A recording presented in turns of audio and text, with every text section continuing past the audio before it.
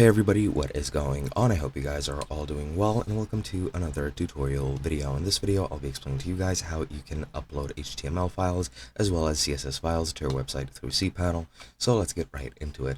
Now, of course, what you need is a cPanel account, and once you do have it, you can access cPanel through the URLs that are related to it, either your IP, server IP, :2083, which is the cPanel port, or you can use your domain name, /cPanel or domain name :2083, pretty much the same thing, and it's going to take you to the cPanel login. And then once you log in, you're going to need to go into under the files category and click on the file manager. Here you'll find all your files, and as you can see, the public HTML file is where you're going to have to upload your HTML files.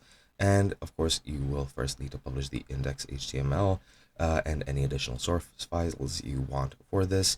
And yeah, that is pretty much it. You can just upload any files you want here in the public HTML, and that should be pretty much all there is to it.